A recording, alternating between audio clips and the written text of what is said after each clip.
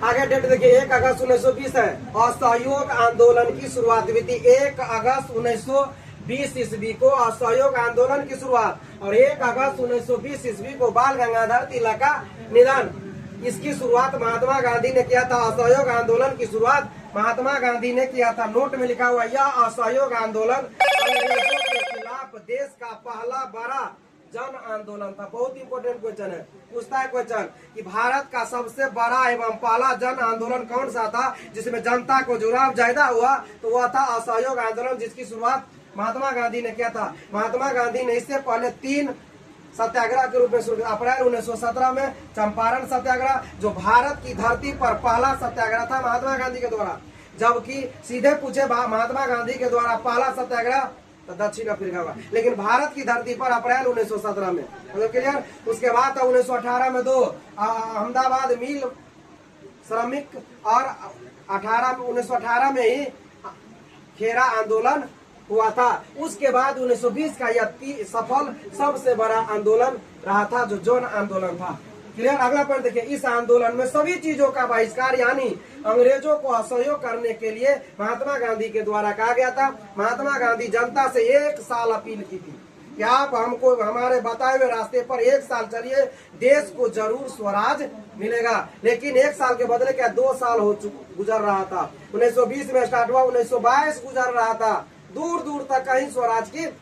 और यहाँ पर बहिष्कार का मतलब था कि विद्यार्थी सरकारी स्कूल त्याग दे, है ना, वकील अदालत त्याग दे, है ना, विदेशी कपड़ा का होली मनाया गया, जितने भी विदेशी उपाधि है सबको त्याग करना, यही था मुख्य मकसद असहयोग करने का। इस आंदोलन में हिंदू मुस्लिम एकता पर बल दिया गया, क्योंकि इससे पहले, है ना, मुस्लिम का बहुत बड़ा आंदोलन हुआ था, इसका, है ना, हुआ था 1919 में। उस अगला पॉइंट है, इसी आंदोलन से सुभाष चंद्र बोस ने अपनी राजनीति की शुरुआत की थी, अर्थात आईसीएस से इस्तीफा दिया था।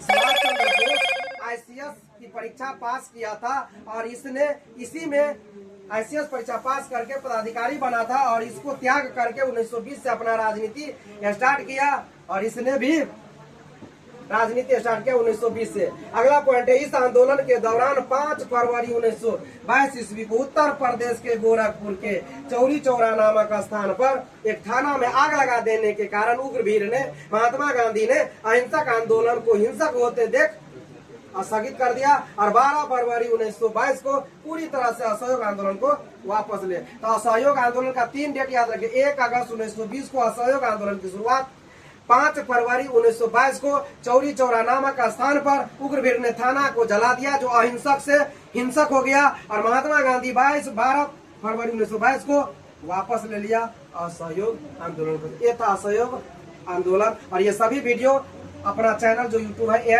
@गुरुदेव जीएसटी सेंटर पर अपलोड किया जाता है। देखिए, अच्छा लगे जुड़िए।